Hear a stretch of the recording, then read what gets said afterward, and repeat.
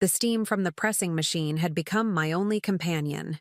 3 months after my daughter Joyce's funeral, I found myself standing behind the counter of Morrison's dry cleaning in suburban Philadelphia, watching wrinkled fabric transform into something crisp and renewed.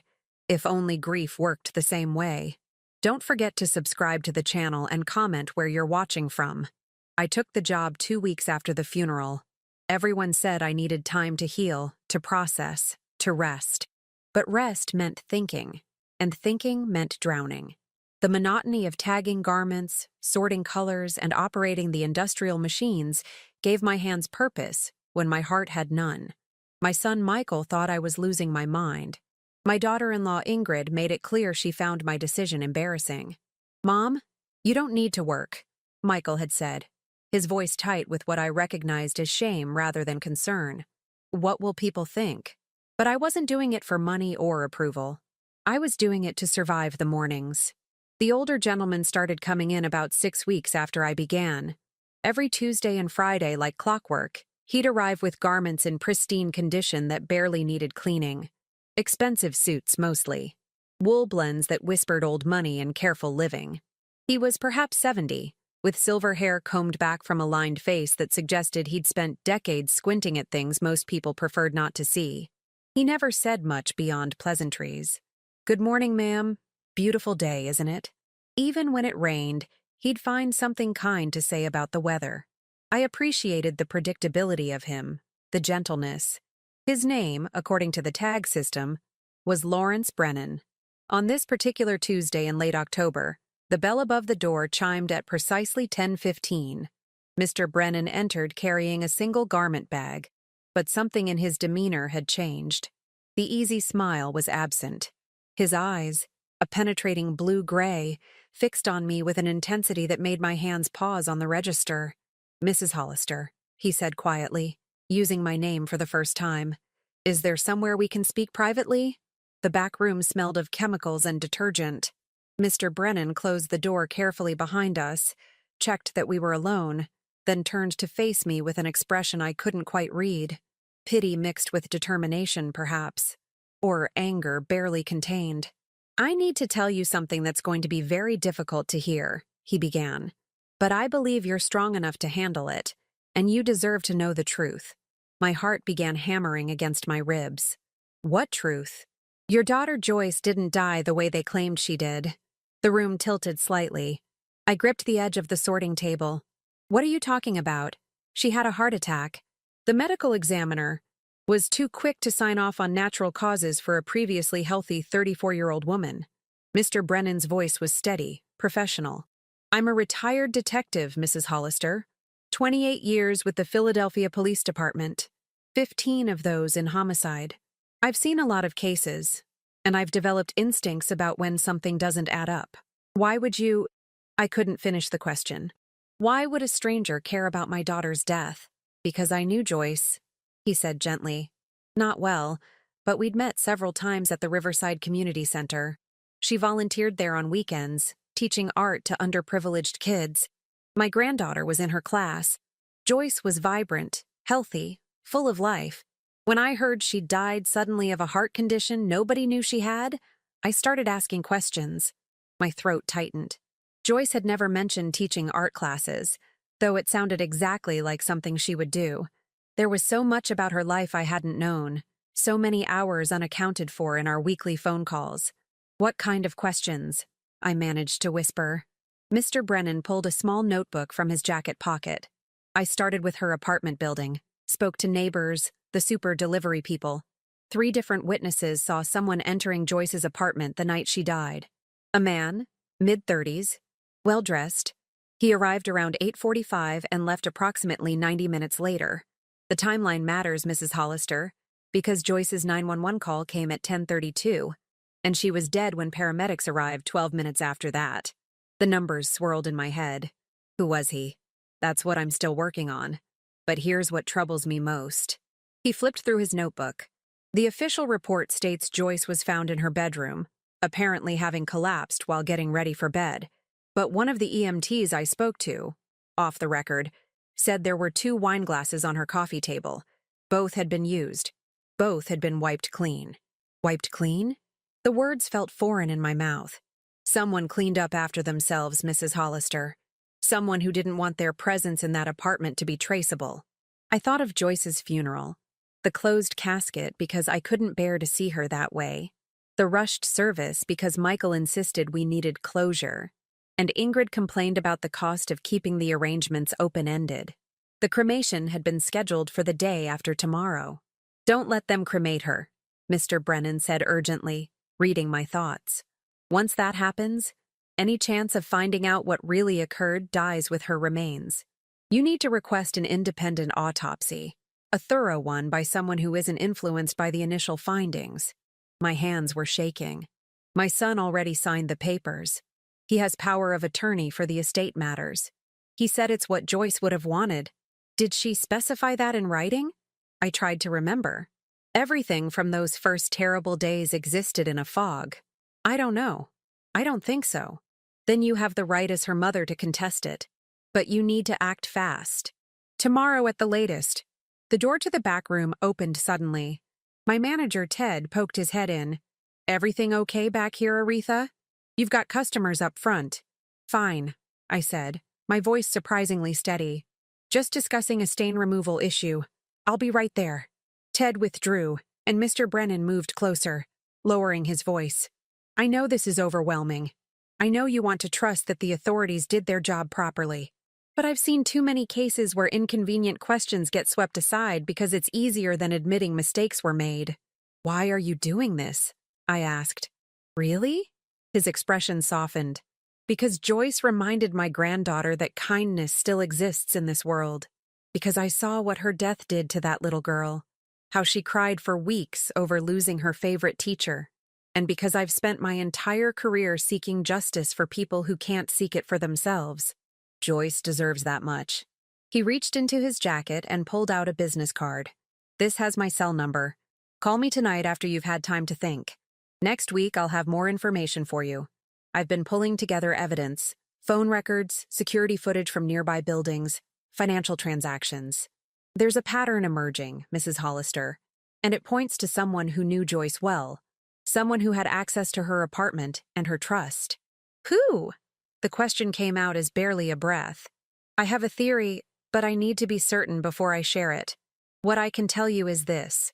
Whoever was in Joyce's apartment that night knew exactly what they were doing. They were careful, methodical. This wasn't random or impulsive. It was planned." The bell above the front door chimed again. Voices drifted back. Impatient customers wondering where I'd gone. Mr. Brennan placed the card in my trembling hand. "One more thing," he said as he moved toward the door. "Don't tell anyone about our conversation. Not your son, not his wife, not your friends. If I'm right about what happened, the person responsible is someone in Joyce's inner circle. Someone who might be watching to see if questions start being asked." He left through the back entrance, leaving me standing alone amid the chemical smells and the hum of machines, holding a business card that felt like it weighed 1,000 pounds. I made it through the rest of my shift on autopilot, smiled at customers, processed orders, operated the steam press with hands that had somehow stopped shaking. But my mind was elsewhere, replaying every detail of Joyce's final weeks.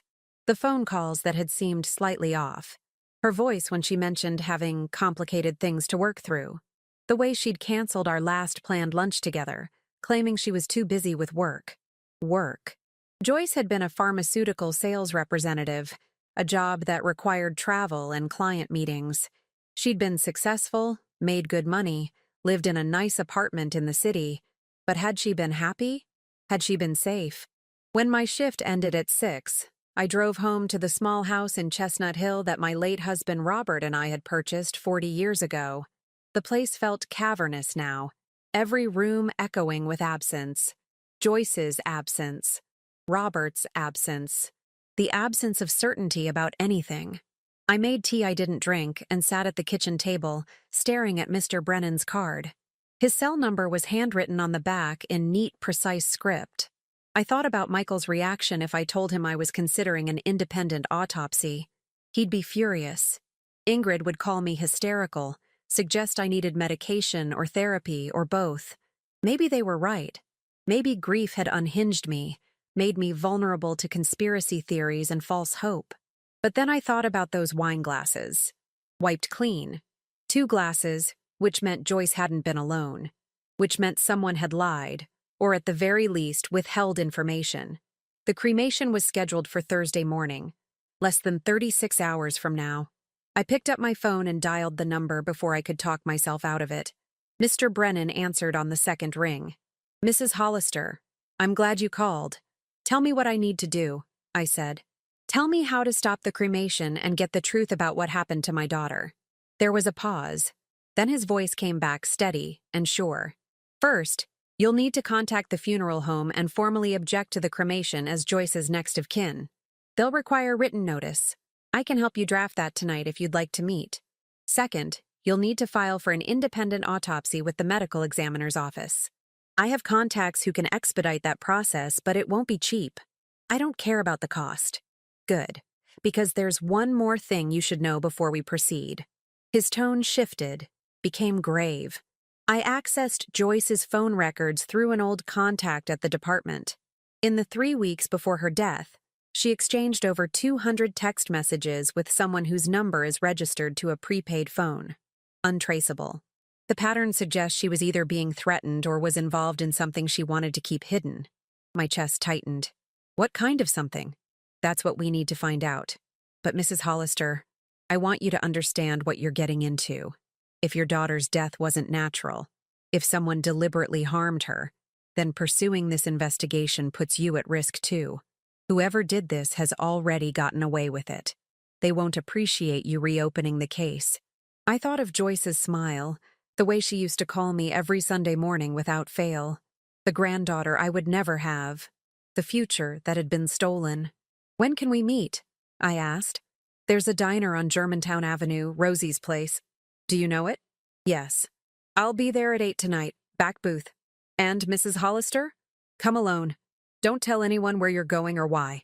He hung up before I could respond. I sat in the growing darkness of my kitchen, watching shadows lengthen across the walls, and felt something I hadn't experienced in months. Not hope exactly, but purpose, direction. The crushing weight of grief hadn't lifted, but it had transformed into something sharper, more focused.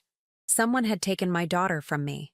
Someone had sat in her apartment, shared wine with her, and then walked away while she died. Someone had cleaned up evidence and let the world believe her death was natural. And now that someone was about to discover that a 65-year-old woman working at a dry cleaner's could be far more dangerous than they'd ever imagined. I checked my watch. 2 hours until the meeting. Time enough to gather Joyce's personal effects from the boxes in the spare room, the items Michael had insisted I take from her apartment before it was cleared out. Time enough to look for anything that might explain those mysterious text messages. Time enough to begin asking the questions that should have been asked 3 months ago. The house settled around me with its familiar creaks and sighs. But tonight, they sounded different. Tonight, they sounded like secrets waiting to be uncovered. The spare bedroom smelled of lavender and dust. I hadn't touched Joyce's boxes since Michael and Ingrid brought them over, insisting the apartment needed to be cleared immediately for the new tenant. At the time, I'd been too numb to protest. Now, kneeling on the worn carpet, I realized how much I'd let them control. There were only 3 boxes, 3 cardboard containers to represent 34 years of life.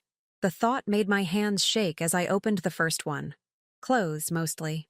Joyce's favorite blue cardigan, the one she wore until it pilled, a collection of scarves I'd given her over the years.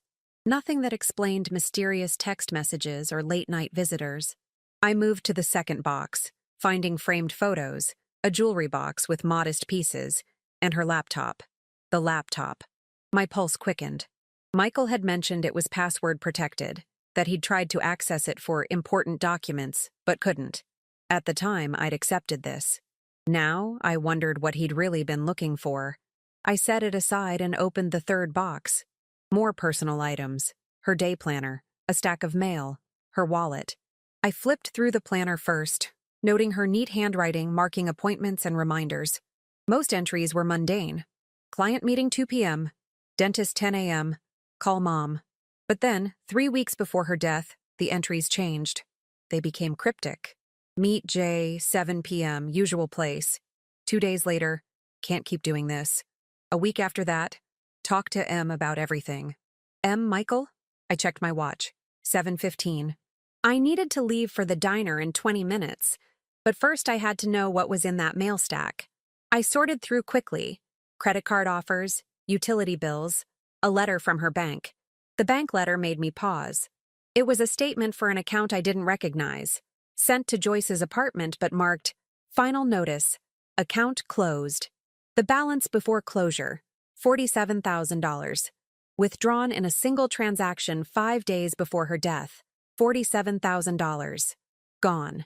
My daughter made good money, but she wasn't wealthy. She'd complained about student loans, about rent prices. Where had this money come from? And where had it gone? I photographed the statement with my phone, then gathered the laptop, planner, and bank letter.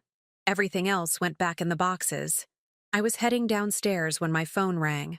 Michael's name lit up the screen. "Mom, where are you?" His tone was sharp, impatient. "Ingrid and I stopped by. Your car's here, but you're not answering the door." My mind raced. I was standing in my own house, and my son was outside right now. But I'd been so focused on the boxes I hadn't heard them arrive. "I'm upstairs," I said, keeping my voice steady. "Resting. I have a headache. We need to talk. Can you let us in?" I glanced at Joyce's items spread across my bed. Can it wait? I was about to take something and lie down. A pause. Then Ingrid's voice, having grabbed the phone. "Aretha, this is important. It's about Joyce's cremation. There's been a complication." My heart stopped. "What kind of complication?" "Just let us in. We shouldn't discuss this over the phone." I had no choice. I quickly gathered everything into my bedroom closet, shut the door, and went downstairs. Through the frosted glass, I could see their silhouettes on the porch, standing close together in that unified stance married couples develop. United front. I opened the door. Ingrid swept in first, her expensive perfume filling the entryway. She was dressed for the office in a tailored suit, her blonde hair pulled back severely. Michael followed, looking uncomfortable in his business casual attire. He worked in finance, something with investments that I'd never fully understood. "What's this about?" I asked. Michael exchanged a glance with Ingrid before answering. "The funeral home called. Someone filed an objection to the cremation." My throat went dry. "Who?" They wouldn't say. Just that a formal complaint was lodged with the medical examiner's office, requesting an independent autopsy. His eyes narrowed. "Mom, do you know anything about this?" I'd filed nothing yet, which meant someone else had. But who? Mr. Brennan didn't have the authority unless… "Mrs. Hollister?" Ingrid's voice cut through my thoughts. "You seem nervous. Is there something you'd like to tell us?" I forced myself to meet her gaze. Ingrid had never liked me, though she hid it behind smiles and Sunday dinners. The feeling was mutual. I'd watched her manipulate my son for years, steering him away from family gatherings, controlling their finances, making decisions without consulting him. "I don't know anything about it," I said. It wasn't entirely a lie. I didn't know who'd filed the objection. Well, someone filed it, and now we can't proceed with the cremation until this is resolved. Michael's frustration was evident. "Do you understand what this means? The funeral home is threatening to charge us storage fees. We have to keep paying for… He couldn't finish. But I could. For keeping his sister's body preserved while strangers questioned how she died. Maybe it's for the best," I said quietly. "Maybe we should know for certain what happened." Ingrid's expression hardened. "We do know. The medical examiner was very clear. Joyce had an undiagnosed heart condition. It's tragic, but it's not mysterious. Then an autopsy will confirm that," I countered. "What's the harm?" "The harm," Ingrid said coldly, "is that you're prolonging everyone's grief. Joyce is gone. Nothing will bring her back. We need to move forward." "You need to move forward," I corrected. "Perhaps I need answers." Michael stepped between us. "Mom, please, this isn't helping. We're all upset, but fighting won't…" "I'm not fighting," I said. "I'm asking questions." "When did that become wrong?" "When it prevents closure," Ingrid snapped. "When it turns tragedy into circus. Do you know what people will think?" They'll assume Joyce was involved in something unseemly, that there was foul play. It will tarnish her memory, or it will reveal the truth. The words hung in the air like smoke. Ingrid's face flushed, but before she could respond, my phone buzzed. A text from a number I didn't recognize. Meeting moved up. Rosie's Diner, now. Someone's asking questions about our conversation. LB. My stomach dropped. Someone knew I'd spoken to Mr. Brennan. Someone was watching. I need you both to leave, I said abruptly. My headache is getting worse. Mom, please, Michael, we can discuss this another time. Ingrid grabbed her purse with barely concealed anger. Fine, but Aretha, you should know that Michael has been named executor of Joyce's estate. Any decisions about her remains, her belongings, her financial matters, they all go through him now. You might want to remember that before you start making waves. They left in a cloud of tension and expensive perfume. I watched from the window as they sat in their car for several minutes, Ingrid's mouth moving rapidly, Michael nodding with his head down, planning their next move, no doubt. I grabbed my coat and Joyce's laptop, leaving through the back door. If they were watching the front, they wouldn't see me slip through the neighbor's yard to where I'd parked my car one street over. A precaution I'd taken without fully understanding why until now. The drive to Rosie's Diner took 12 minutes. My hands gripped the steering wheel so tightly my knuckles ached. Someone knew about my conversation with Mr. Brennan. But how? Had they been listening at the dry cleaners? Following him? Following me? I checked my rearview mirror constantly, looking for cars that stayed too close, headlights that matched my turns. Nothing obvious. But that didn't mean I was safe. Rosie's Diner was a relic from the 1950s, all chrome and red vinyl. At 8:30 on a Tuesday night, it was nearly empty. Mr. Brennan sat in the back booth as promised, nursing a cup of coffee. His face looked drawn, older than it had that morning. I slid into the seat across from him. Your text said someone's asking questions. He nodded grimly. A man came to the dry cleaners around 6, told your manager Ted he was Joyce's father, that he needed to speak with you urgently about her affairs. Asked when you'd be back. My husband died 8 years ago. I know. Ted apparently told him that too, got suspicious, and asked for ID. The man left without showing any. A chill ran down my spine. What did he look like? I spoke to Ted after I saw the guy leaving. Mid-30s, well-dressed, dark hair, driving a black Audi. Mr. Brennan pulled out his phone, showing me a grainy photo. I followed him to the parking lot and got this. The image showed a man in an expensive suit, his face partially turned away from the camera, but something about his posture, his build, struck a chord of recognition I couldn't quite place. Do you know him? Mr. Brennan asked. I'm not sure. Maybe. There's something familiar. I trailed off, frustrated by my failing memory. Well, he knows you. Or knows someone who told him you were asking about Joyce. Which means we need to move faster than I anticipated. He pulled out a folder. I had planned to wait until I had more evidence. But circumstances have changed. This is everything I've gathered so far. Inside the folder were photographs, printed emails, phone records, and financial documents. Mister? Brennan walked me through each piece methodically. Joyce's phone records show repeated contact with this prepaid number, he said, pointing. The calls started about 6 months ago, increased in frequency, then stopped abruptly 2 weeks before her death. But the text messages continued. Whoever she was communicating with switched from calls to texts, probably because texts are easier to hide.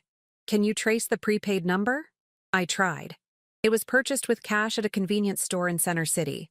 No security footage, no records. Dead end. He moved to another document. But here's where it gets interesting. Joyce made several large cash deposits over the past year. $15,000 in February, $20,000 in July, $12,000 in September. All cash, all under the reporting threshold. I thought of the $47,000 withdrawn from her account. Where was the money coming from? That's what I need to figure out. But Mrs. Hollister, these deposits suggest Joyce was either being paid for something or was hiding income. And given her legitimate salary from the pharmaceutical company, she didn't need extra money, which raises uncomfortable questions. Like what? like whether she was involved in something illegal, or whether someone was paying her to keep quiet about something. He paused.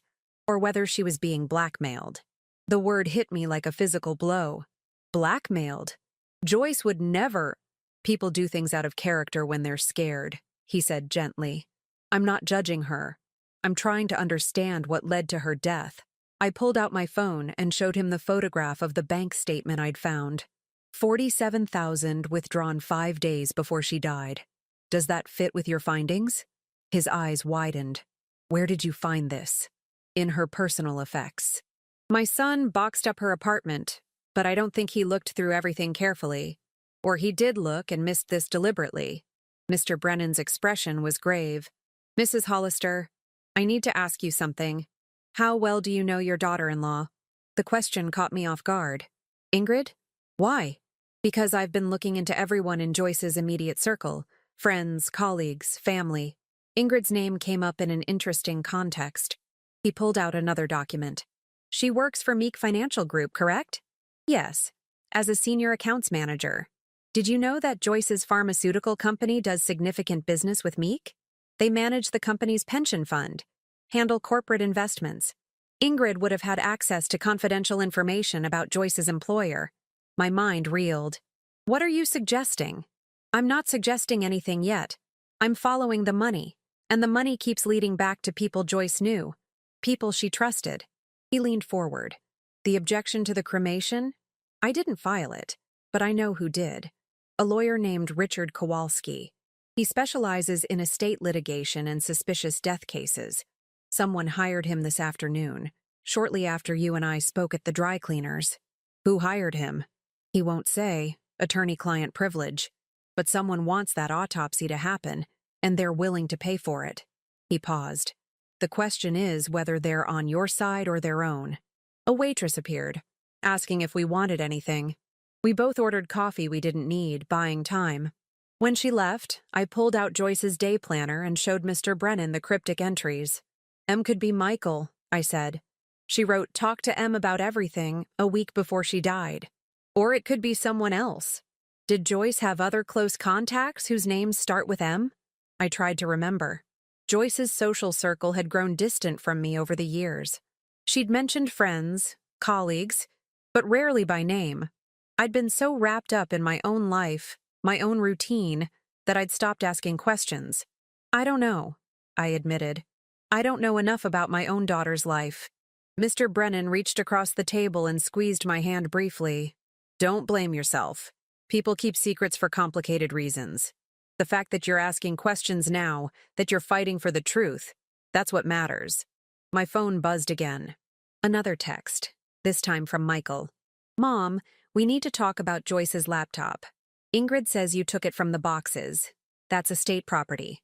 I'll need you to return it tomorrow. I showed Mr. Brennan the message. His jaw tightened. They're moving fast. They know you're looking for something. Can they legally demand it back? If Michael's the executor, possibly, but not immediately. You have time. He glanced around the diner, suddenly wary. We should leave separately. You go first. Take Joyce's laptop to a computer forensics expert I know. He owes me favors. Tell him I sent you. He wrote down an address on a napkin. Don't go home tonight. Do you have somewhere safe you can stay? I have a friend in Lansdale. I can stay with her. Good. Don't tell anyone where you're going.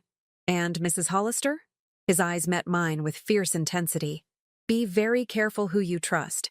Someone killed your daughter and made it look natural. That takes planning, resources, and nerves of steel. Whoever did this won't hesitate to protect themselves if they feel threatened. I left the diner with Joyce's laptop clutched to my chest like a shield. The parking lot was dark, streetlights casting long shadows between the cars. As I unlocked my vehicle, I heard footsteps behind me. I spun around. The man from Mr. Brennan's photo stood 10 feet away, hands in his pockets, expression unreadable. Mrs. Hollister, he said quietly. I think it's time we had a conversation about your daughter. My hand found the car door handle behind me. I don't know you, but I knew Joyce. The man took a step closer, and I saw his face clearly under the parking lot lights. Mid-30s, as Mr. Brennan had described, with dark hair and sharp features that suggested intelligence and calculation. My name is Daniel Wright. I'm an investigator with the FDA's Office of Criminal Investigations. He pulled out a badge, holding it where I could see. It looked authentic, but I'd never seen a federal badge before. How would I know if it was real? What do you want? My voice came out steadier than I felt. The same thing you want. The truth about what happened to Joyce. He glanced toward the diner, where I could see Mr. Brennan watching through the window. But you're asking the wrong people for help. Lawrence Brennan is a good man, but he's retired. He doesn't have the resources or authority to investigate properly. I do. Then why didn't you investigate when she died? Daniel's expression darkened. Because I didn't know she was dead until 3 days ago. Joyce was a confidential informant in an ongoing investigation. When she stopped responding to my calls, I assumed she'd gotten cold feet.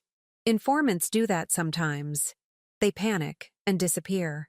By the time I learned what happened, she was already scheduled for cremation. The world tilted. Joyce was informing on someone? On her employer, Kellner Pharmaceuticals.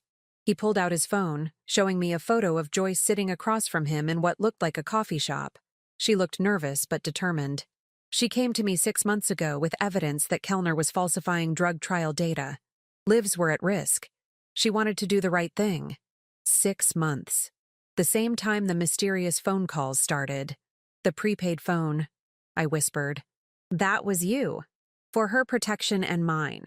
What she was doing was incredibly dangerous. Pharmaceutical fraud at this level involves millions of dollars and powerful people who don't appreciate whistleblowers. He put his phone away. Joyce was supposed to meet me the night she died. She never showed up. When I went to her apartment the next morning, police were already there. By the time I identified myself and got clearance to review the case, the medical examiner had ruled it natural causes. But it wasn't natural. No, Mrs. Hollister, it wasn't. Daniel's jaw tightened. Joyce was murdered because she knew too much. And the people who killed her are very good at covering their tracks. Behind me, I heard a car door open. Mr. Brennan approached, his expression wary. Mrs. Hollister? Is this man bothering you? I'm a federal agent, Daniel said, showing his badge again. Mr. Brennan examined it carefully. Then his face went pale. FDA Office of Criminal Investigations. You're the one who's been stonewalling my information requests. I've been protecting an active investigation, one that you're jeopardizing with your amateur detective work. Daniel's tone was sharp. Do you have any idea what you've done? Asking questions at Joyce's building? Talking to her neighbors? Pulling phone records through unofficial channels? You've alerted everyone involved that someone's looking into her death. Maybe that's good. Mr. Brennan shot back. Maybe they'll get nervous and make mistakes. Or maybe they'll kill again to protect themselves. Daniel turned to me. Mrs. Hollister, I need you to trust me. I need you to stop this independent autopsy and let the federal investigation proceed quietly. We're close to building a case against Kellner, but we need time. How much time? I asked. 6 months, maybe a year. And what happens to my daughter in the meantime? She gets cremated? Her death gets forgotten? Her death becomes part of a larger case that brings down an entire criminal enterprise. Daniel's voice softened. I know that's not the justice you want right now, but it's the justice that will mean something. It's the justice Joyce died for. I looked between these two men, both claiming to want the truth, both asking me to trust them. Mr. Brennan, who'd approached me out of kindness and concern. Daniel Wright, who claimed Joyce had been working for him, risking her life. I need proof, I said. Proof that Joyce was actually working with you. Daniel hesitated, then pulled out his phone again. He scrolled through, then handed it to me. This is from our last conversation, 2 days before she died. I looked at the screen. A text conversation. Joyce, I'm scared. I think someone at work knows. Daniel, stay calm. We're almost ready to move. Just a few more weeks. Joyce, what if I don't have a few more weeks? Daniel, do you feel you're in immediate danger? Joyce, I don't know. Things feel wrong. M has been asking questions. Daniel, who is M? Joyce, I can't say yet. Not until I'm sure. Daniel, Joyce, if you're in danger, I can pull you out right now. Protective custody. Joyce, no. I need to finish this. For all the patients who trusted these drugs. For everyone Kellner lied to. Daniel, you're brave, but bravery without caution gets people killed. Joyce, I'll be careful, I promise. The last message was sent at 6:47 p.m. on the day she died, 4 hours before someone entered her apartment. I handed the phone back with shaking hands. M again. Everyone keeps mentioning M. We never identified who that was, Daniel admitted. Joyce was protective of her sources. She said M was someone close to the situation, but that she needed to verify information before bringing them in. Mr. Brennan crossed his arms. If Joyce was your informant, why didn't you protect her better? Why wasn't someone watching her apartment? Because we didn't know she was in immediate danger. She insisted everything was fine, that she was being careful. I should have pushed harder. The regret in Daniel's voice sounded genuine. I have to live with that failure every day. My phone buzzed. A text from my friend in Lansdale. Aretha, your son just called asking if you were staying with me tonight. I told him I hadn't heard from you. What's going on? Ice flooded my veins. Michael was checking on me, tracking my movements. But how had he known to call her specifically? He's monitoring me, I said, showing both men the text. My own son is watching where I go. Or his wife is, Mr. Brennan said darkly. Ingrid has the resources and the motivation. What motivation? Daniel asked sharply. I explained about Ingrid's connection to Meek Financial, how they managed Kellner's pension funds and investments. Daniel's expression grew increasingly grim. That's not a coincidence, he said. Kellner's CFO is Robert Meek, Ingrid's boss.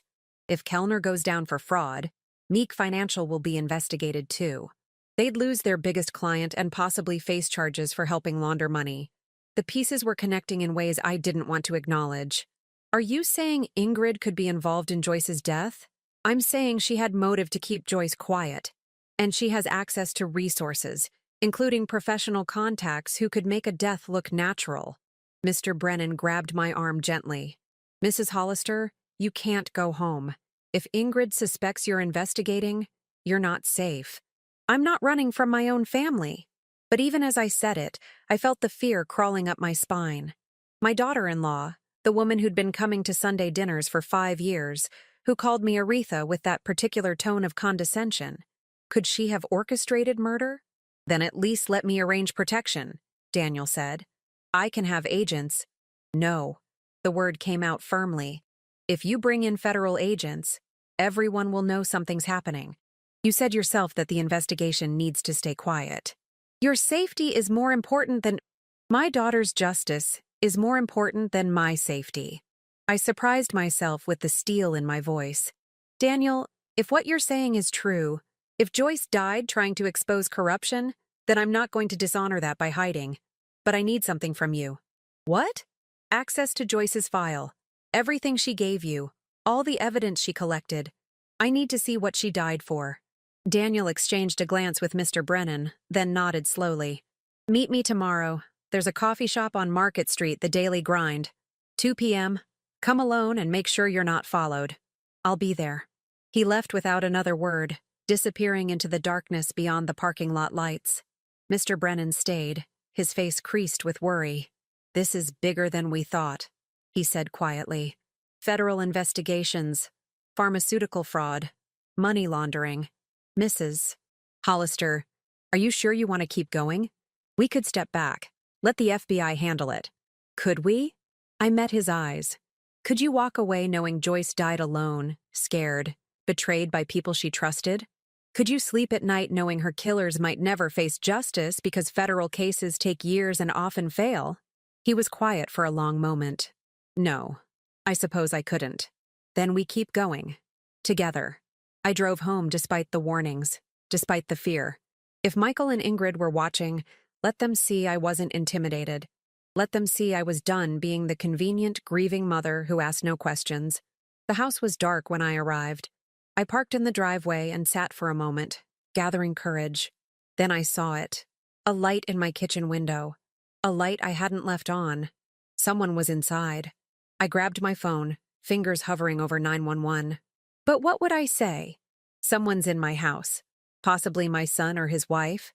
The police would think I was paranoid. Instead, I texted Mr. Brennan. Someone's in my house. What do I do? His response came immediately. Get out of there. Now. I'm calling police. But I didn't run. Instead, I got out of the car, walked up to my front door, and opened it. Michael sat at my kitchen table, Joyce's laptop open in front of him. Mom, he said without looking up. We need to talk about what you've been doing. I closed the door behind me, forcing my voice to stay calm. How did you get in? I still have my key, remember? He finally looked at me, and his expression was cold, unfamiliar. You took Joyce's laptop. You've been going through her things. You filed an objection to the cremation. I didn't file anything. Don't lie to me. He stood, and I was reminded that my son was 6 feet tall, that he outweighed me by 100 pounds. Ingrid and I know you've been asking questions, talking to that retired cop, making trouble. I'm looking for the truth about my daughter's death. The truth is, she's dead, his voice cracked. The truth is nothing you do will bring her back. Why can't you accept that? Because I don't believe she died naturally. The words hung between us like a chasm. Michael's face went through a series of emotions: shock, anger, and something else. Something that looked almost like fear. What are you saying? I'm saying someone killed her. Someone who had access to her apartment, who knew her well enough to earn her trust. Someone who wanted to silence her before she could reveal what she knew about Kellner Pharmaceuticals. Michael's expression froze. How do you know about Kellner? The question confirmed everything. He knew. He'd known all along. Michael, what did Joyce tell you? Nothing. She didn't. He stopped, realizing his mistake. She wrote in her planner that she needed to talk to Em about everything. That was you, wasn't it? She came to you for help, and you, what? Told Ingrid? Warned her that Joyce was going to expose the fraud? You don't understand. Michael's voice was barely a whisper. Ingrid said it was just financial irregularities. She said if it came out, I'd lose my job, our house, everything. She said we had to protect ourselves. The betrayal hit me like a physical blow.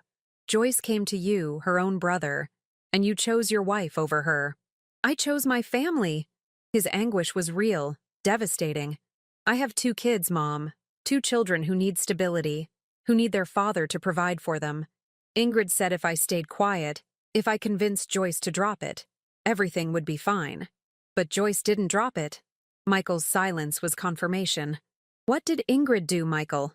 I stepped closer, my voice shaking. What did your wife do to my daughter? I don't know. I swear I don't know. Tears streamed down his face. Joyce stopped returning my calls. Then a week later, she was dead. Ingrid said it was just a coincidence, that her heart condition. She didn't have a heart condition. I was shouting now, all pretense of calm shattered. Someone murdered her, and your wife is connected to it. No. He shook his head violently. No, Ingrid wouldn't. She couldn't.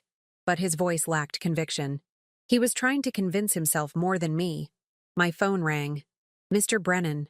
I answered, still staring at my son. Mrs. Hollister, don't react to what I'm about to tell you, Mr. Brennan said urgently. Just listen. I have a contact at the police department. Ingrid Meek was seen entering Joyce's apartment building the night of her death. Security footage shows her arriving at 9:47 p.m. and leaving at 10:23. 9 minutes before Joyce called 911. The phone nearly slipped from my hand. Michael, I said quietly. Where was Ingrid the night Joyce died? His face went white. She had a client dinner. She didn't get home until after midnight. What client? I don't remember. She has so many. What client, Michael? I don't know. He was breaking apart in front of me. She said it ran late, that she'd tell me about it later, but she never did. And I never asked because he hadn't wanted to know. Because on some level, perhaps unconsciously, he'd suspected. Your wife was at Joyce's apartment that night, I said. She was there when Joyce died. Michael's legs seemed to give out. He sat down hard, his head in his hands. No. Please, no. The front door opened behind me. Ingrid stood in the doorway, still in her business suit, her expression utterly calm.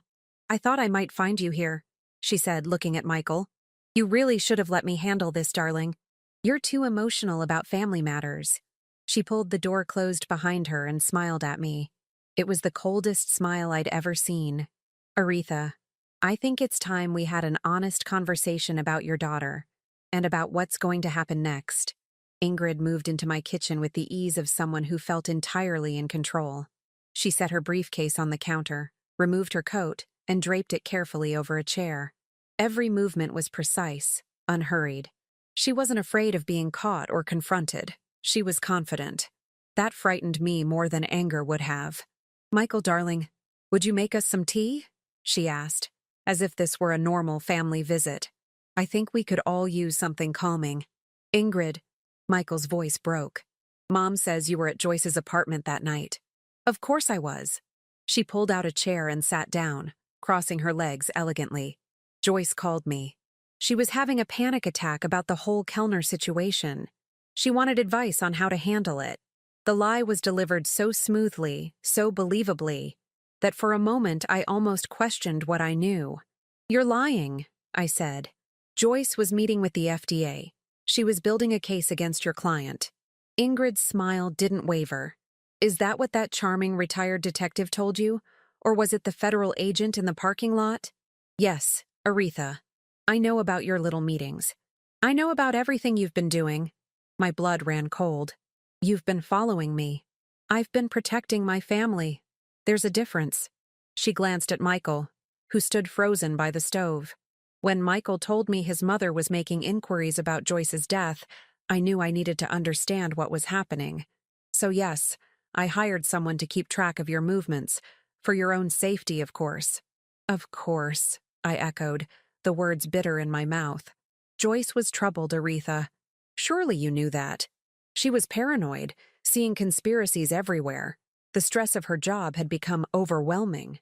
Ingrid's tone was sympathetic, practiced. "That night, she called me in hysterics. She thought people were following her, that her apartment was bugged. Classic signs of a mental breakdown." "Stop it," Michael whispered. "Just stop lying." Ingrid's expression hardened for just a moment before smoothing back into concerned compassion. "I'm not lying, darling. I went to Joyce's apartment to help her. I brought wine, hoping it would calm her nerves. We talked for about an hour. She seemed better when I left, more rational. I had no idea she would—" "She didn't have a breakdown," I interrupted. "She was murdered." "Murdered?" Ingrid laughed, a light tinkling sound that made my skin crawl. "With what?" "There were no wounds, no signs of struggle, no toxicology findings. The medical examiner was very thorough. Medical examiners can be fooled, or bought." The temperature in the room seemed to drop 10 degrees. Ingrid stood slowly, her composure slipping just enough for me to see the calculation behind her eyes. "That's a very serious accusation, Aretha. Suggesting corruption, conspiracy.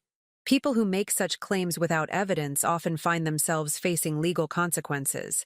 Defamation, for instance. Or harassment charges. Is that a threat? It's a warning. From someone who cares about this family's reputation and future." She picked up her briefcase and opened it, pulling out a folder.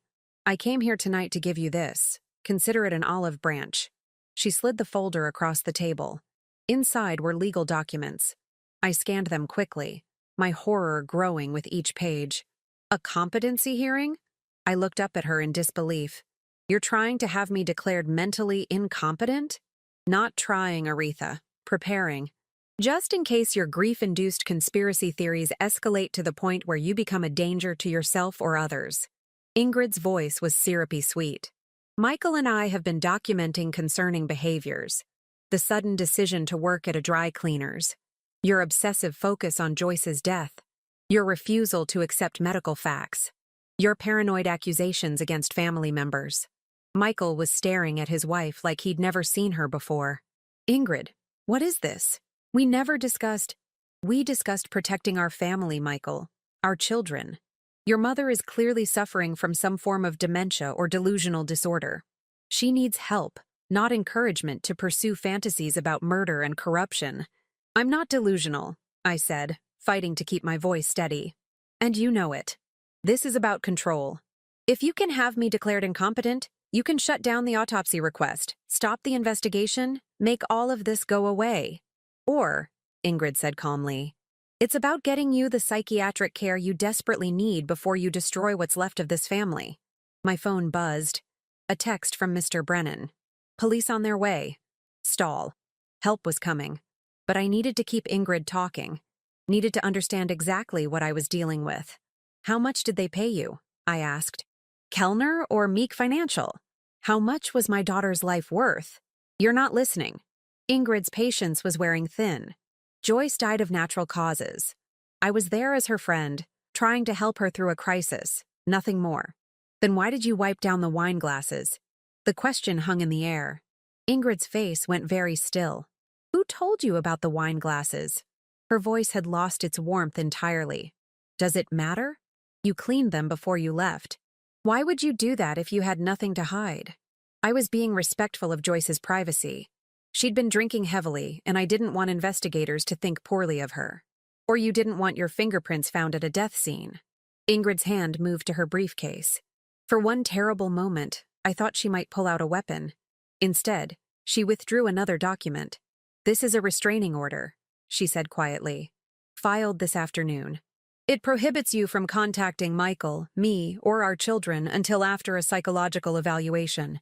It also prevents you from interfering with Joyce's final arrangements. You can't do that. I already have.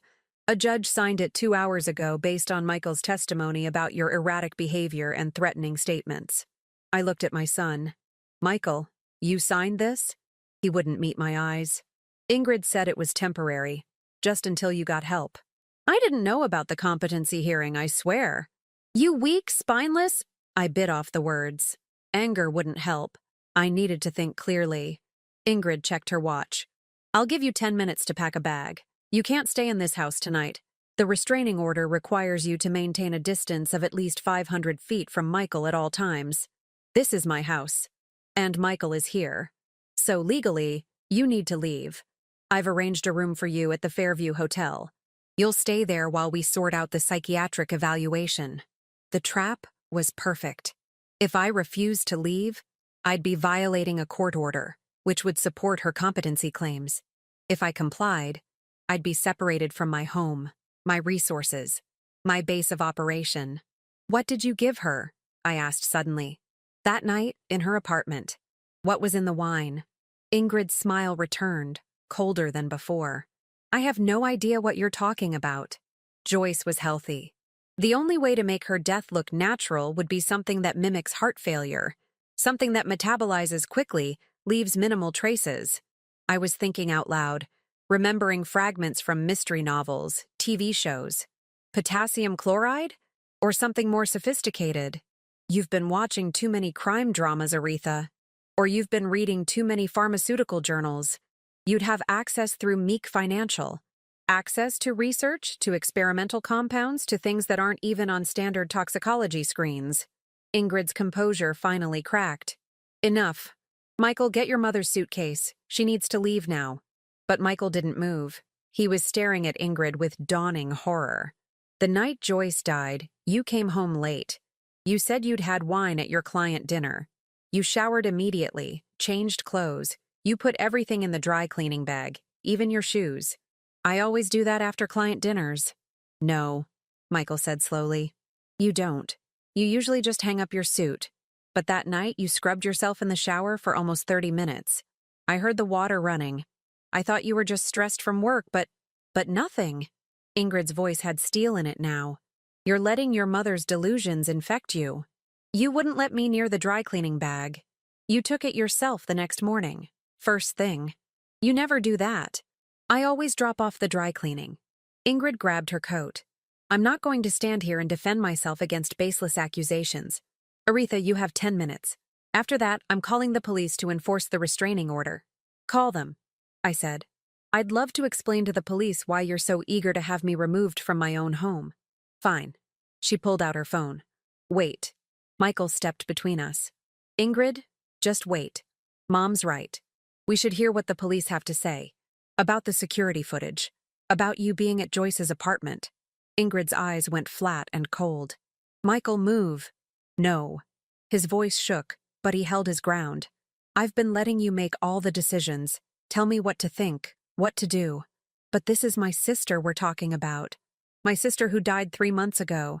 And I didn't even question it because you told me not to. I told you there was nothing to question. You told me a lot of things. Michael's voice grew stronger.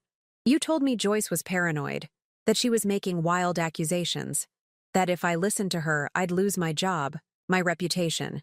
You made me choose between my wife and my sister, and I chose you. But what if I chose wrong? You didn't choose wrong. Ingrid's tone turned pleading. Sweetheart, listen to yourself. Your mother is manipulating you, turning you against me. This is exactly what I was afraid of. Then prove it, I said. Tell us exactly what happened that night. Every detail. If you have nothing to hide, Ingrid, tell us the truth. She looked between Michael and me, calculating. I could see her mind working, weighing options, considering outcomes. Fine, she said finally. You want the truth? Here it is. Joyce was blackmailing me. The admission stunned us both into silence. She discovered some financial irregularities at Kellner through her sales access. Nothing major, just some creative accounting to improve quarterly reports. She came to me, her brother's wife, someone she trusted, and asked for advice. I explained that these were common practices, that she was overreacting. Ingrid sat back down, her expression earnest. But Joyce wouldn't let it go. She threatened to report everything to the FDA, which would have destroyed Kellner, Meek Financial, and Michael's career by association. So I offered her money to reconsider. That's where the $47,000 came from. You paid her to stay quiet, I said. I paid her to think carefully before ruining innocent people's lives. But she took the money and planned to report everything anyway. I found out through a contact at Kellner that she'd been meeting with federal investigators. So yes, I went to her apartment that night to confront her. And then what happened? Ingrid's eyes glistened with what looked like genuine tears. We argued. She said the money was proof of guilt, that she was going to turn it over to the FDA along with everything else. She was so self-righteous, so convinced she was doing the right thing. She didn't care that she was destroying families, ending careers, ruining lives. So you killed her, Michael whispered. No. Ingrid shook her head violently. No, I left. Angry? Yes. Upset? Absolutely. But I left her alive. 30 minutes later, I got a call from my contact at Kellner saying Joyce had called 911. By the time I found out she'd died, it was too late to... She stopped abruptly. Too late to what? I demanded. Too late to cover your tracks? Too late to retrieve the money? Too late to stop the investigation? Too late to say I was sorry. Ingrid's voice rose. Too late to tell her I didn't mean the things I said. We argued, Aretha. I said terrible things about her being naive and destructive. I told her she was throwing away her future for nothing. And then I left, and she died, and I'll have to live with those being my last words to her forever. It was a masterful performance. The tears, the anguish, the regret. If I hadn't known better, I might have believed her, but I'd seen the wine glasses. I'd heard about the missing $47,000. I knew about the security footage showing Ingrid leaving 9 minutes before the 911 call. And I knew that someone who could lie this convincingly could kill just as easily. Sirens wailed in the distance, growing closer. Ingrid heard them too. She stood quickly, gathering her belongings. Those are for a domestic disturbance call I made 20 minutes ago, she said, when I arrived and heard Aretha making threatening statements. Michael will corroborate my account. Won't you, darling? Michael looked between us, paralyzed. Choose carefully, Ingrid warned. Choose your wife and children and future, or choose the fantasy your mother is selling. But understand that you can't have both. The police cars pulled up outside, red and blue lights flashing through the windows. Ingrid moved to the door, her hand on the knob. Oh, and Aretha? She turned back with that cold smile. I'd think very carefully before making any accusations you can't prove. Because I have an entire law firm on retainer, and I will bury you in litigation so deep you'll never see daylight again. You'll lose this house, your savings, your freedom. And all for what? A daughter who made her choices and paid the price? She opened the door as the police knocked. Officers, thank goodness you're here. My mother-in-law has been making disturbing threats. I'm very concerned for her mental state. I watched Ingrid transform before my eyes into a worried, frightened woman seeking help. The officers looked past her at me, assessing, judging, and I realized that I wasn't just fighting for justice for Joyce anymore. I was fighting for my own survival. I raised my hands in a gesture of calm as the two officers entered my kitchen. Both were young, probably in their late 20s, with the cautious expressions of people trained to expect the worst. "Officers," I said clearly, "I'm Aretha Hollister. This is my home. I'm 65 years old and I'm being threatened by my daughter-in-law because I'm investigating my daughter's suspicious death." Ingrid made a sound of distress. "You see? She's been like this for days, making wild accusations, refusing to accept that Joyce died of natural causes. We're worried she's having some kind of breakdown." The taller officer, whose badge read Martinez, pulled out a notepad. "Ma'am, we received a call about a domestic disturbance. Someone making threats?" "I haven't threatened anyone," I said. "I've been asking questions about my daughter's death, questions that certain people find inconvenient." "She claims I murdered Joyce," Ingrid said, her voice breaking perfectly. "Her own granddaughter's mother. It's heartbreaking to watch her deteriorate like this." "I don't have grandchildren," I corrected quietly. "Joyce never married, and I'm not deteriorating. I'm investigating." Officer Martinez looked between us. "Is there anyone else here who can verify what happened?" "My son Michael."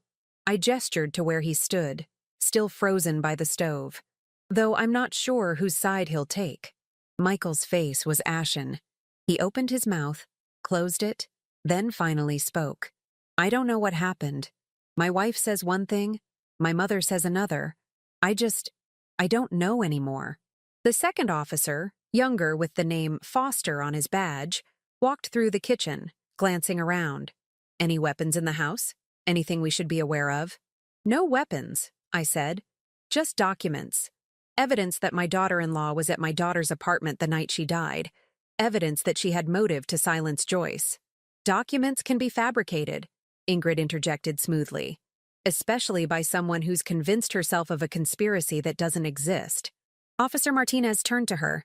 "Ma'am, were you at the deceased's apartment the night of her death?" Ingrid didn't hesitate.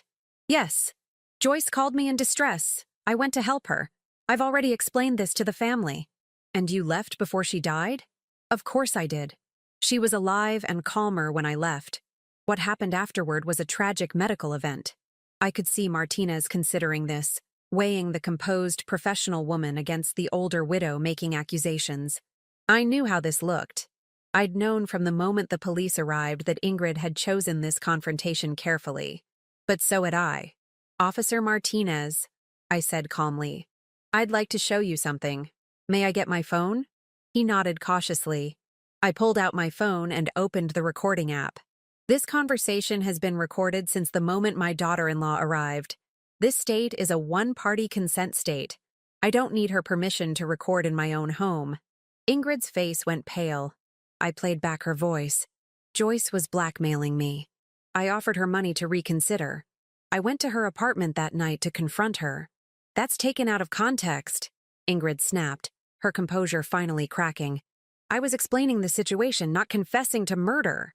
"You confessed to paying Joyce $47,000 in hush money," I said. "You admitted to being at her apartment the night she died. You confirmed you had motive to keep her quiet." I turned to the officers. "That recording, combined with security footage showing when she arrived and left, contradicts the official timeline." "This is entrapment," Ingrid hissed. "You manipulated me into telling the truth?" I cut her off. "Officers, I also have documentation of a restraining order filed against me this afternoon. Filed by a woman who's trying to have me declared mentally incompetent so she can stop an independent autopsy of my daughter's body." Officer Foster pulled out his radio. "Martinez, I think we need a detective here." "Already on his way," said a voice from the doorway. Mr. Brennan entered, followed by Daniel Wright. Both men showed their credentials to the officers. Daniel's federal badge carried weight that changed the entire atmosphere of the room. "Aretha Hollister has been cooperating with a federal investigation," Daniel said formally. "Her daughter Joyce was a confidential informant in an FDA case involving pharmaceutical fraud." We have reason to believe Joyce's death was connected to that investigation. Ingrid's lawyer instincts kicked in. I'm not saying another word without my attorney present. That's your right, Daniel said. But I should inform you that we've already obtained a warrant for your phone records, financial transactions, and travel history. We've also subpoenaed records from Meek Financial regarding your company's relationship with Kellner Pharmaceuticals. You can't do this, Ingrid breathed. You have no evidence of any crime. Actually, Mr. Brennan said, pulling out a folder, we have quite a bit. Security footage from Joyce's building showing you arrived at 9:47 p.m. and left at 10:23 p.m. Witness statements from neighbors who heard arguing. And this. He pulled out a photograph of a dry cleaning receipt. Morrison's Dry Cleaning. You brought in an entire outfit the morning after Joyce died. Suit, blouse, shoes. You paid extra for rush service and asked specifically that no items be returned if stains couldn't be completely removed. Ingrid's face had gone from pale to gray. So what? I spilled wine. That's not a crime. The dry cleaner kept the blouse. I said quietly. The stains wouldn't come out. Ted, my manager, keeps items like that for 6 months in case customers want to try to retrieve them anyway. I asked him to check the storage room this afternoon. Mr. Brennan pulled out another photo. A cream-colored blouse with dark stains on the sleeve and collar. Those stains tested positive for blood. Joyce's blood type. We're running DNA comparison now. The room went absolutely silent. Joyce had a nosebleed, Ingrid said, but her voice had lost its conviction. She got anxious during our argument. Her nose started bleeding.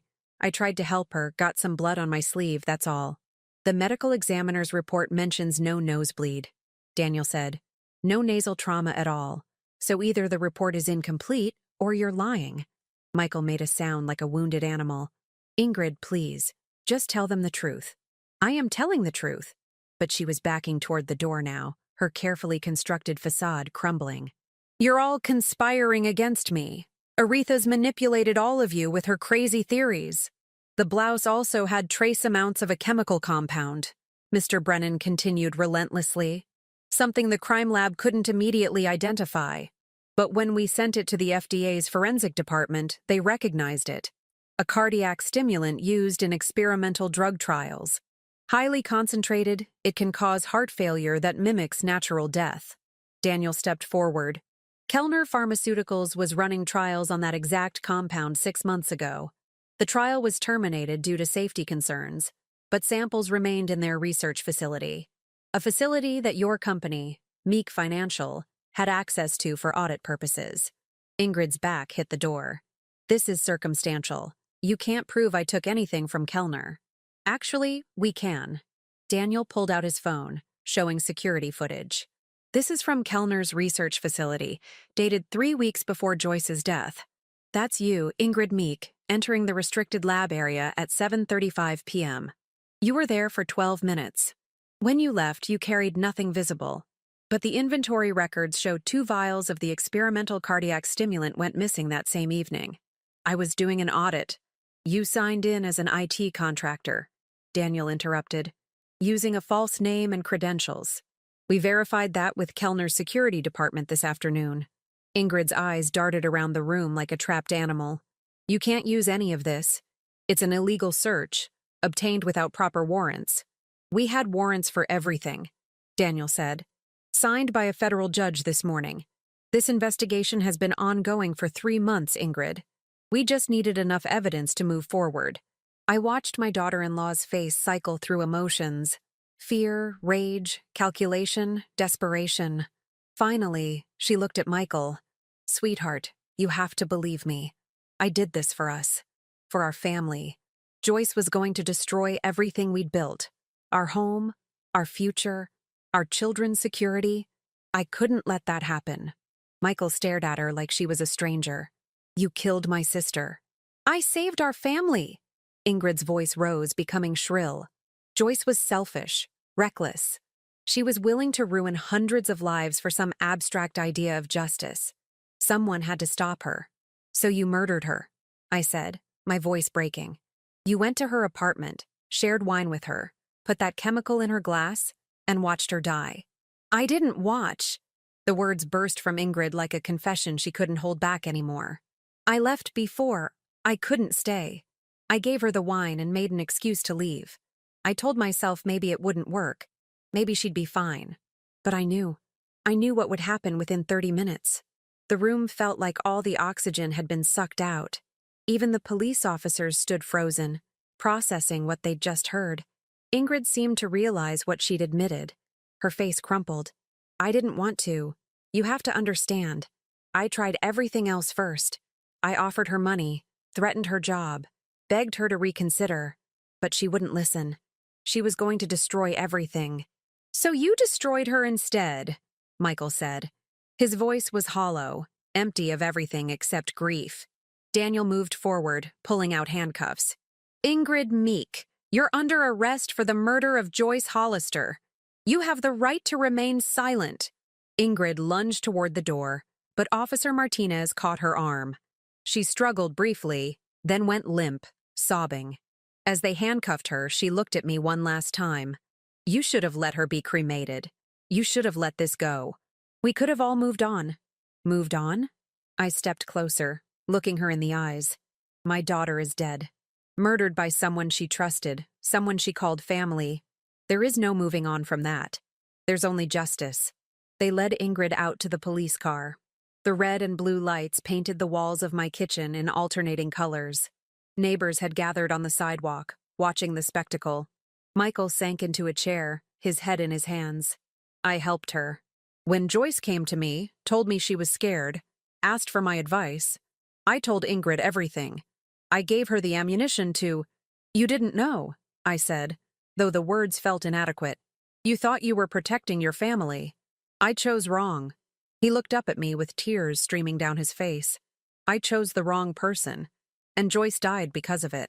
I wanted to comfort him, to tell him it wasn't his fault, but some truths are too heavy for easy absolution. Michael would have to live with his choices, just as I would have to live with mine. Daniel approached, closing his notebook. We'll need your full statement, Mrs. Hollister, and that recording. It'll be key evidence in the prosecution. Will it be enough to convict her? Combined with the forensic evidence, the security footage, and her confession? Yes, Ingrid Meek will spend the rest of her life in prison. Mr. Brennan put a hand on my shoulder. You did it. You got justice for Joyce. But standing in my kitchen, surrounded by the aftermath of destruction, it didn't feel like victory. It felt like loss upon loss, truth purchased at the cost of family, justice that came too late to save anyone. Joyce was still gone. Michael's marriage was destroyed. His children would grow up knowing their mother was a murderer. And I was still a mother who'd buried her daughter. Aretha? Mr. Brennan's voice was gentle. Are you all right? I looked around my kitchen. The same kitchen where I'd made breakfast for my children for 40 years. Where Robert and I had shared morning coffee. Where Joyce had sat doing homework at this very table. No, I said honestly. But I will be. Because the truth, however painful, was still the truth. And Joyce deserved nothing less. 3 weeks after Ingrid's arrest, I returned to Morrison's dry cleaning for my final shift. Ted had insisted I didn't need to work anymore, that I'd been through enough. But I wanted to finish what I'd started, to close this chapter properly before moving forward. The bell above the door chimed as Mr. Brennan entered, right on schedule. Tuesday, 10:15. Some routines had become sacred. Mrs. Hollister. He smiled, setting down a garment bag. I brought you something. Inside was Joyce's blue cardigan, the one I'd packed away in the box. He'd had it cleaned and pressed, restored to the way it looked when she wore it. I thought you might want to have it properly cared for, he said gently. Something to keep, to remember her by. I ran my fingers over the soft fabric, feeling tears prick my eyes. Thank you, Lawrence. For everything. You did the hard work. I just helped you find the path. He paused. Have you heard the latest about the case? I had. Daniel Wright had called me that morning with updates. The investigation into Kellner Pharmaceuticals had expanded dramatically. Ingrid's arrest had opened floodgates. Other employees coming forward, documents surfacing, a pattern of fraud that stretched back years. The CEO and CFO were facing federal charges. Meek Financial was under investigation for money laundering and securities fraud. Joyce's evidence is being used, I said. All those files she collected, all the risks she took. They're finally making a difference. She'd be proud of you. For not letting her sacrifice be forgotten. I wasn't so sure about that. Proud seemed too simple a word for the complex tangle of emotions I imagined Joyce might have felt. Relief, perhaps. Vindication. Grief at the cost paid by those she loved. The bell chimed again. Michael entered, looking thinner than he had 3 weeks ago. Older. He'd aged years in the span of days. The weight of guilt and loss etched into every line of his face. "Mom," he said quietly. "I hope I'm not interrupting." "Not at all." I gestured to the back room. "We can talk privately." Mr. Brennan excused himself tactfully, promising to return later. Michael and I sat in the chemical-scented space where this all began, where Lawrence Brennan first whispered the truth about Joyce's death. "The kids want to see you," Michael said. "They've been asking why Grandma doesn't come over anymore." I'd been staying away, giving Michael space to explain things to his children in whatever way he felt appropriate. They were 9 and 7, old enough to know something terrible had happened, too young to understand the full scope of betrayal. "What have you told them?" "The truth, mostly. That their mother did something very wrong. That she hurt someone we loved, and now she has to face consequences." His voice cracked. "They cry a lot? They don't understand why Mommy can't come home. How are you managing?" "I'm not." He laughed bitterly. "I wake up every morning and remember all over again. Joyce is dead. My wife murdered her. I helped make it happen by being blind and weak and selfish. Michael? No, Mom. Don't try to make me feel better. I don't deserve it." He looked at me with red-rimmed eyes. "Joyce came to me. She trusted me. And I betrayed her because Ingrid convinced me that protecting our lifestyle was more important than protecting my sister." The pain in his voice was raw, genuine. But I'd learned in these past weeks that pain alone wasn't enough. Awareness without action was just another form of denial. "What are you going to do about it?" I asked. He blinked, surprised by the question. "What can I do? Joyce is gone. I can't fix that." "No, you can't. But you can choose how you live with it. You can let the guilt consume you, or you can use it to become someone your children can be proud of." "How? How do I do that?" I thought about my own journey these past months. The grief that had driven me to a dry cleaning counter. The questions I'd been afraid to ask. The moment I'd chosen to pursue truth, even when it meant tearing apart what remained of my family. "You start by being honest," I said. "With yourself, with your children, with the world. Ingrid convinced you to prioritize money and status over integrity.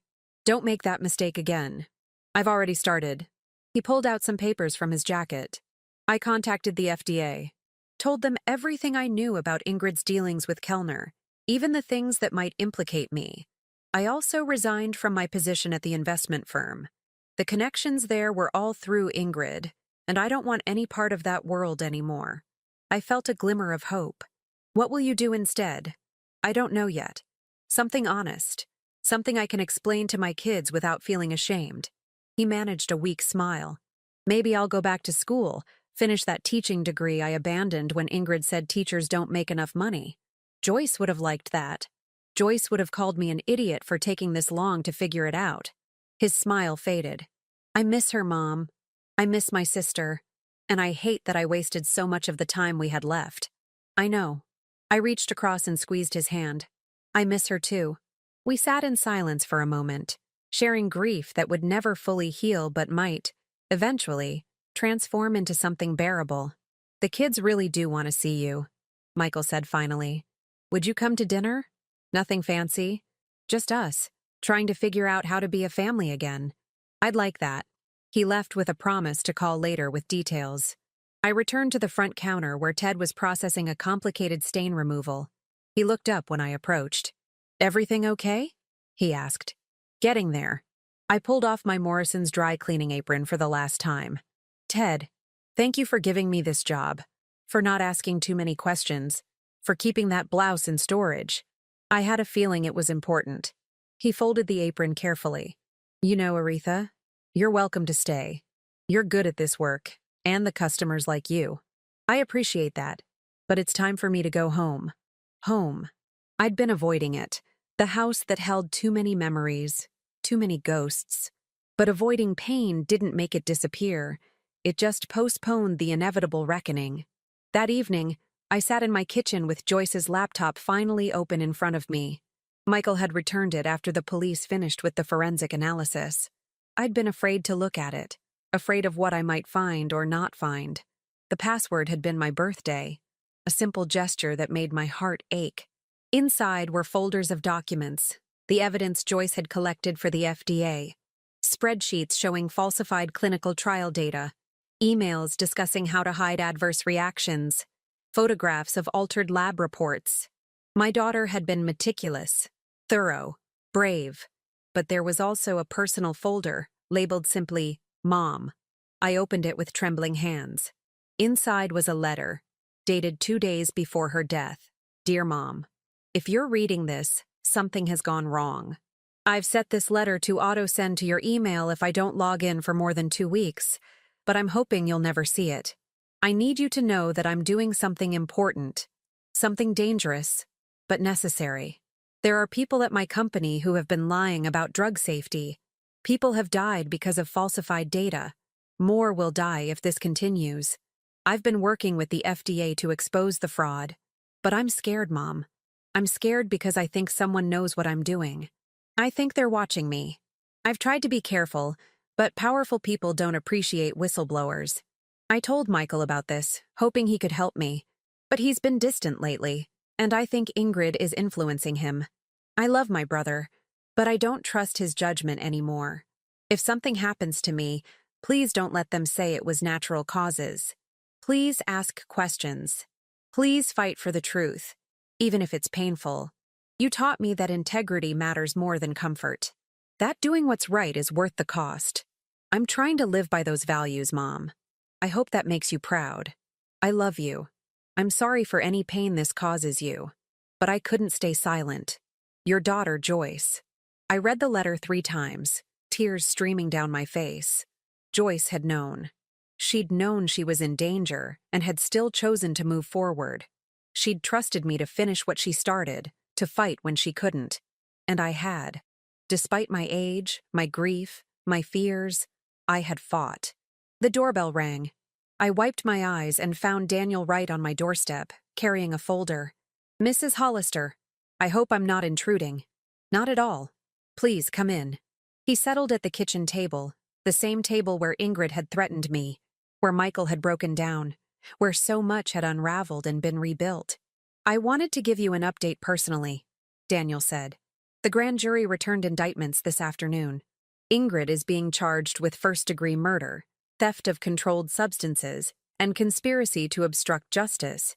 Based on the evidence and her confession, the prosecutor is confident of a conviction. How long? Life without parole, most likely. Pennsylvania doesn't have the death penalty, but she'll never be free again. I thought I'd feel satisfaction at this news. Instead, I just felt tired. And Kellner? 14 executives indicted. The company itself is facing criminal charges and will likely be dissolved. The victims' families are filing civil suits. It's going to be a long process, but justice is moving forward. Because of Joyce. Because of Joyce. And because of you. Daniel leaned forward. You could have accepted the easy answer. Natural causes, quick cremation, move on with your life. Instead, you asked questions no one wanted to answer. You challenged powerful people. You risked your own safety and sanity to uncover the truth. I'm her mother. What else could I do? Most people would have done exactly what everyone wanted. Grieve quietly and let it go. But you didn't. You proved that age and wisdom can be more powerful than money, connections, or violence. After Daniel left, I walked through my house room by room. This place had witnessed 40 years of family life. Robert and I buying it as newlyweds, barely able to afford the mortgage, bringing baby Michael home, then Joyce 3 years later, birthday parties and holiday dinners and ordinary Tuesday evenings, the spare bedroom where I'd discovered Joyce's boxes, the kitchen where I'd confronted Ingrid, the living room where Robert and I had watched our children grow. This house held grief, yes, but also love, also strength, also the determination that had carried me through the darkest months of my life. I couldn't erase what had happened here, but I could choose what happened next. The next morning, I called a contractor. The kitchen needed updating, I told him. New counters, fresh paint, better lighting. Not to erase the memories, but to honor them by making the space alive again. I called Michael and invited him and the children to move in temporarily. You shouldn't be alone right now, I said. And neither should I. Let's figure out how to be a family together. I called Mr. Brennan and invited him to dinner. Nothing romantic, I clarified. Just friendship. And maybe you could tell me more about your granddaughter, the one Joyce taught. I called the Riverside Community Center and asked about volunteer opportunities. I'd like to continue my daughter's work, I explained. Teaching art to children who need it.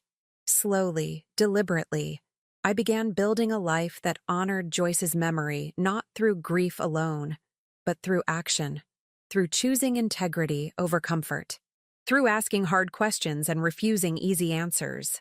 2 months after Ingrid's arrest, I attended Joyce's second funeral. The first had been a lie, a closed casket, a rush to cremation, a desperate attempt to bury the truth along with her body. This time, we did it right. The independent autopsy had confirmed everything. Traces of the experimental cardiac stimulant, evidence of poisoning designed to mimic heart failure, a murder disguised as natural death. We buried her in the family plot next to Robert. The headstone read, Joyce Marie Hollister, beloved daughter, devoted sister, courageous truth-teller. Her voice still speaks. Michael stood beside me, one arm around each of his children. They'd brought drawings they'd made for their aunt, colorful, childish tributes to a woman they'd barely known. We buried those too, tucked into the earth above her casket. Mr. Brennan attended, as did Daniel Wright. A handful of Joyce's friends from the community center. Some former colleagues from Kellner who'd found their own courage to speak up.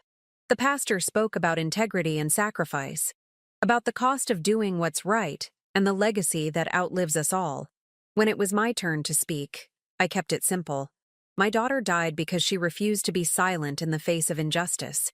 She died because powerful people valued profit over human life, and she threatened their bottom line. She died alone, betrayed by someone she trusted, in an apartment where she should have been safe. I paused, looking at the faces gathered around the grave. But she didn't die in vain. Because of Joyce's courage, hundreds of patients will be protected from dangerous drugs. Because of her evidence, criminals will face justice. Because of her sacrifice, others will find the strength to speak truth to power. I placed a hand on the casket. I'm 65 years old. I'm a widow, a grieving mother, someone most people would dismiss as powerless. But I learned something these past months. I learned that wisdom earned through decades of living is a kind of power, that patience and intelligence can defeat violence and deception, that an older woman asking quiet questions can bring down empires built on lies. I looked at Michael.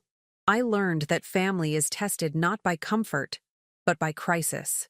That love means holding people accountable, not enabling their worst choices. That forgiveness is possible, but it requires honest reckoning with hard truths. I looked at the children. I learned that the best way to honor the dead is by living with the integrity they embodied, by teaching the next generation that some things matter more than money or status or safety. I stepped back from the grave. Joyce, my beloved daughter, you taught me all of this. You taught me that it's never too late to fight for what's right. That age is not weakness, but wisdom. That one voice speaking truth can change the world. The pastor said a final prayer. We each dropped a flower into the grave, white roses, Joyce's favorites. As we walked back to the cars, Michael fell into step beside me. She'd be proud of you, Mom, of what you did. She'd be proud of you too, for finally choosing the right side. It shouldn't have taken her death for me to find my courage. No, I agreed. But you found it. That's what matters now. 6 months later, I stood in my renovated kitchen, preparing dinner for a house full of people. Michael and the children had moved back into their own place, but they came over every Sunday. Mr. Brennan arrived early to help cook, a tradition we'd developed. Daniel Wright stopped by when his case schedule allowed. The kitchen looked different now. Bright white counters replaced the old worn laminate. Fresh sage green paint covered walls that had witnessed too much darkness. New windows let in floods of natural light. But Joyce's art still hung on the walls. The drawings she'd made as a child, the paintings from college, the photographs from her volunteer work. Her presence remained, transformed from grief into celebration. As I set the table, I thought about the journey from that first morning at Morrison's dry cleaning to this moment. The fear, the questions, the revelations, the betrayal and the courage, the loss and the finding. Ingrid was serving her sentence at the state prison, her appeals denied. The children visited occasionally, supervised visits that broke everyone's hearts. Michael was in his second semester of a teaching program, struggling with coursework but determined to finish. Kellner Pharmaceuticals had been dissolved, its assets seized to compensate victims. Meek Financial had settled multiple lawsuits and restructured under new leadership. The FDA had implemented new oversight protocols inspired by Joyce's case. The world had changed because my daughter refused to stay silent, and it had changed again because I refused to accept convenient lies. "Mom, can I help with anything?" Michael's younger son asked, appearing at my elbow with eager eyes. "You can put out the napkins," I said, handing him the stack. Nice and neat at each place. He set to work with serious concentration. Children, I'd learned, needed purpose as much as adults did. They needed to feel useful, to contribute, to be part of something larger than themselves, just like their grandmother had. As the house filled with voices and laughter, as dinner came together and family gathered around the table, I felt something I hadn't experienced in over a year. Peace. Not the absence of pain. That would never fully disappear, but the presence of meaning, purpose. The knowledge that I had honored my daughter's memory in the only way that mattered, by finishing what she started and refusing to let her sacrifice be forgotten. I was 65 years old, a widow, a mother, a grandmother, someone who'd worked at a dry cleaner's and taken down a corporate conspiracy, someone who'd proven that lived wisdom and quiet determination could overcome wealth, power, and violence, someone who'd lost everything and found herself in the process. The house that had once echoed with loss now resonated with life. The kitchen where Ingrid had threatened me now hosted Sunday dinners. The spare bedroom where I'd discovered Joyce's secrets now served as a playroom for grandchildren. Grief had transformed into legacy. Questions had become answers. An ending had become a beginning. As we sat down to eat, I raised my glass. To Joyce, for teaching us what courage looks like, for showing us that doing what's right matters more than doing what's easy, for reminding us that one person can make a difference, even when the cost is terrible. To Joyce, everyone echoed. I looked around the table at the faces I loved, flawed, complicated, striving to be better. This was family. Not perfect, not whole, but honest. Real. Moving forward. And somewhere, I believed, Joyce was watching. Proud not because we'd avenged her death, though we had, but because we'd learned the lesson she'd died teaching. That truth matters. That integrity cannot be purchased or intimidated. That the wisdom earned through living cannot be dismissed or destroyed. That an older woman with determination and intelligence is a force to be reckoned with. The evening light streamed through my new kitchen windows, golden and warm. Outside, the neighborhood settled into its rhythms. Children played in yards. Cars pulled into driveways. Lives continued in their ordinary, extraordinary ways. And inside my house, my home, a family gathered around the truth we'd fought so hard to uncover. It was enough. It would always be enough.